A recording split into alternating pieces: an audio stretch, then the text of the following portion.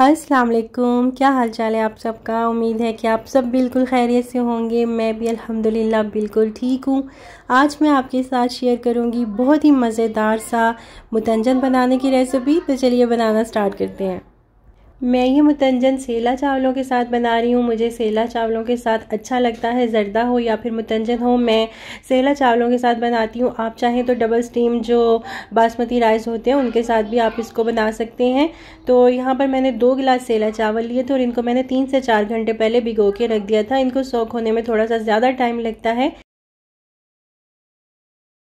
और यहाँ पर मैंने कुछ लवाजमात रखे हुए हैं जो कि इस मुतंजन के अंदर ऐड होंगे। अब मैं आपको एक एक करके भी दिखा देती हूँ। ये है बारीक कटा हुआ नारियल, और यहाँ पर है किशमिश, ये है बादाम, इनको मैंने भिगो के छील लिया था। और ये है रसगुल्ले, इनको फाल से भी बोलते हैं, छोटे साइज़ के जो चमचम होते हैं वो हैं ये। और ये है मुरब्बा, और ये है कुछ टूटी फ्रूटी, और साथ में ये हैं 5 से 6 इलायचियाँ, और ये है खोया। और ये होममेड है, इसकी रेसिपी ऑलरेडी मेरे चैनल पे अपलोड है, आप चाहें तो उसको चेक कर सकते हैं। और ये सारी चीज़ें आपने अपनी मर्ज़ी के मुताबिक लेनी है। अच्छा जी, सारी चीज़ें मैंने आपको दिखा दी हैं। अब हम यहाँ पे पानी बॉईल होने के लिए रख देते हैं।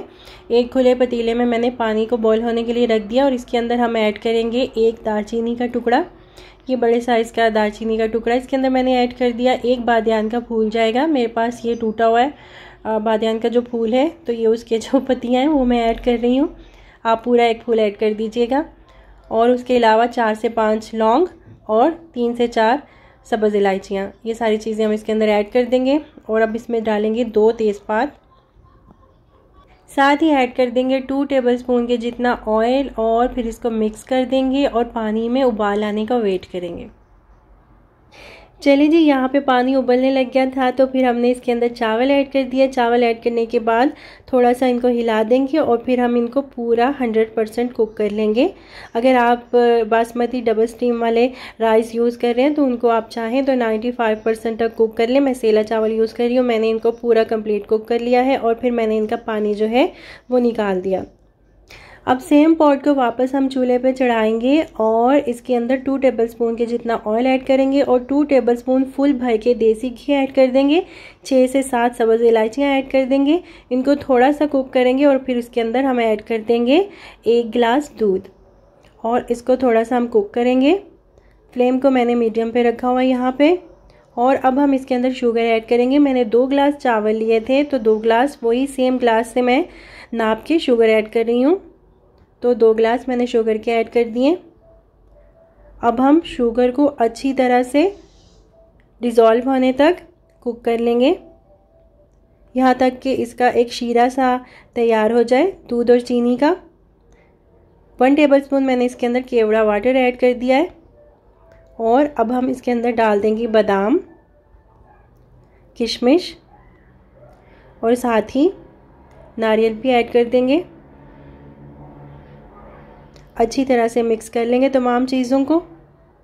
अच्छा जी, जब तक हमारा शीरा कुक हो रहा है, हमने क्या करना है, यहाँ पर हमने जो चावल बॉईल करके रखे थे उसमें से हमने 1 टेबलस्पून के जितने चावल जो हैं वो जितने कलर हमने ऐड करने हैं उतने बॉल्स के अंदर आप वो चावल निकाल लें, और जो जो कलर आपने इस मुतंजन के अंदर ऐड करने हैं वो कलर आप इन चावलों में मिक्स कर दें। बाकी के चावल मैंने शीरे के अंदर डाल के अच्छी तरह से उसको मिक्स करके उसको कवर करके पकने के लिए रख दिया, ताकि उसका जो शीरा है वो अच्छी तरह से ड्राई हो जाए। और जब शीरा अच्छे से खुश्क हो जाएगा तो फिर ये चावल जिनमें हमने कलर मिक्स करके रखा है ये हम ऐड करेंगे। आप किसी भी अच्छी क्वालिटी के फूड कलर्स यूज़ कर सकते हैं। मैंने जेल फूड कलर यूज़ किए हैं, इनका अपना कोई फ्लेवर नहीं होता। तो ये देखिए, यहाँ पर अभी भी चावलों के अंदर पानी जो है मौजूद है। अगर हम ऐसे ही ये कलर वाले चावल इसके अंदर ऐड कर देंगे तो ये सारे चावलों में फैल जाएगा, फिर इसके अंदर सफ़ेद चावल जो है वो नहीं बचेंगे। तो इसको हमने अच्छी तरह से ड्राई कर लेना है। जब पूरा शीरा जो है वो ड्राई हो जाएगा, अच्छी तरह से खुश्क हो जाएगा, तो फिर हम ये कलर वाले चावल जो हैं इसके अंदर ऐड करेंगे। तो ये देखिए यहाँ पे अब बिल्कुल मुकम्मल तौर पे पानी जो था, शीरा जो था वो खुश्क हो चुका था। अब ये चावल हम एक एक करके इसके ऊपर डाल देंगे। इनको हमने मिक्स नहीं करना, बस इस तरह से ऊपर हमने इनको डाल देना है। इस तरीके से कलर्स जो हैं वो सारे चावलों में नहीं फैलेंगे और बहुत ही खूबसूरत से आपके चावल जो है वो तैयार होंगे। अब हम इसके ऊपर ऐड कर रहे हैं टूटी फ्रूटी। ये ऑप्शनल है, अगर आप चाहें तो ऐड कर लें। और साथ ही ये हैं मुरब्बे, अशरफियाँ भी इनको बोला जाता है, ये ऐड कर देंगे। और साथ ही ये रसगुल्ले भी ऐड कर देंगे और एंड पे हम डाल देंगे खोया। थोड़ा सा मैंने गार्निश के लिए बचा लिया है। और अब हम इस मुतंजन को कवर करके बिल्कुल धीमी आंच पे दम पे रख देंगे तकरीबन 20 से 25 मिनट के लिए। तो यहाँ पर 25 मिनट गुजर चुके थे। अब हम चेक कर लेते हैं अपने चावलों को। तो ये देखें बहुत ही मज़ेदार से और बहुत ही खूबसूरत हमारे चावल जो हैं वो रेडी हुए हैं।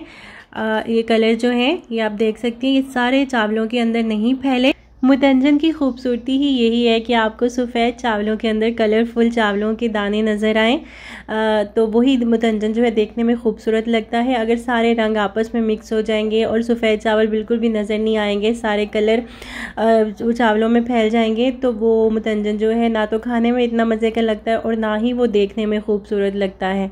मुतंजन को बनाना तो बहुत ही ज़्यादा आसान है, बस आप इन कुछ बातों का ख्याल रखेंगे जो कि मैंने आपके साथ शेयर की, तो आपका मुतंजन भी बहुत ही मज़ेदार, बहुत ही शानदार और बहुत ही ज़बरदस्त जो है वो तैयार होगा, जो कि खाने में भी लाजवाब होगा और देखने में भी। अगर आपकी रेसिपी अच्छी लगी हो तो आप इसे ज़रूर ट्राई कीजिएगा और मुझे अपने फीडबैक से भी आगाह कीजिएगा। और आप चाहें तो इसको अपने ईद के मेन्यू में भी शामिल कर सकते हैं। बिरयानी या फिर पुलाव के साथ इनका कॉम्बिनेशन जो है वो बहुत ही मज़े का लगता है। चलिए जी, ये थी मेरी आज की रेसिपी। पसंद आए तो अपने फ्रेंड और फैमिली के साथ भी ज़रूर शेयर कर दीजिएगा। और अगर मेरे चैनल पर न्यू है तो मेरे चैनल को सब्सक्राइब करना मत भूलिएगा। अपना ढेर सारा ख्याल रखिएगा और मुझे दुआ में याद रखिएगा।